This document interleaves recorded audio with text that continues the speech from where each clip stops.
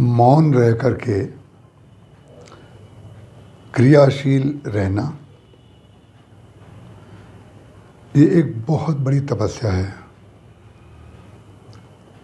छोटे से वाक्य में भले ही ये समझ ना आए,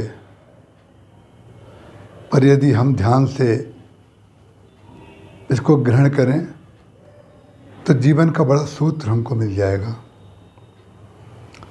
पृथ्वी, जल, वायु, अग्नि और आकाश, ये पंच महाभूत हैं। सारा वास्तुशास्त्र इन्हीं पांचों पर टिका हुआ है।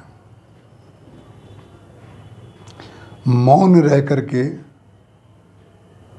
मौन रहा जाए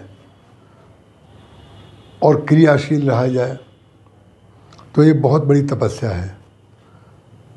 कई लोगों ने पूछा कि मौन रह करके क्रियाशील कैसे रहा जा सकता है। पृथ्वी बोल रही है क्या? जल बोल रहा है क्या? हवा बोल रही है क्या? आकाश बोल रहा है क्या? सूर्य बोल रहा है क्या? यही तो तपस्या है। तो मौन की परिभाषा क्या है? मौन की परिभाषा, यदि आप ये मान लेंगे कि ना बोलना मौन है, तो जितने लोग नहीं बोलते हैं आप उनको मौन कहेंगे या मौनी बाबा कहेंगे। मौन का एक स्वरूप वो है कि हम इतनी देर तक नहीं बोलेंगे, लेकिन मौन का सृजनात्मक स्वरूप क्या है? आपका मौन क्रियाशील रह करके कैसे तपस्या कर सकता है?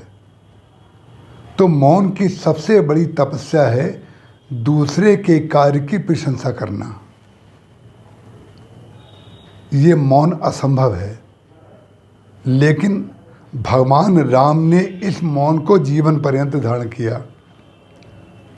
भगवान राम को कोई मौनी बाबा नहीं कहता।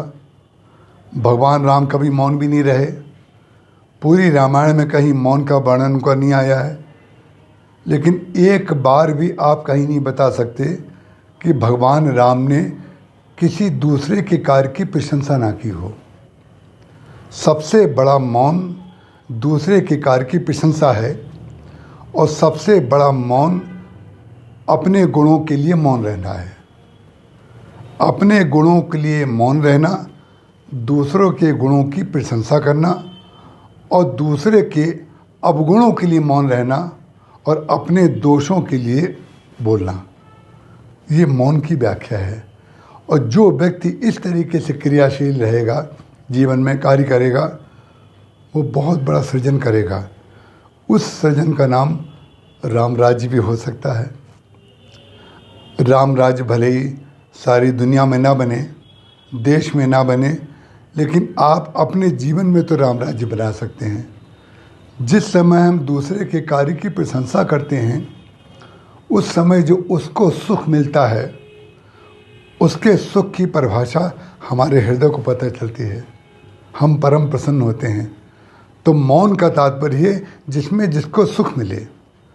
हम जब बोल करके दूसरे को सुख देते हैं तो उसको कहते हैं मौन। जब हम अपने गुणों की स्वयं प्रशंसा करते हैं तो उसको कहते हैं बोलना। इसलिए मौन रह करके ही सर्वश्रेष्ठ तपस्या की जा सकती है।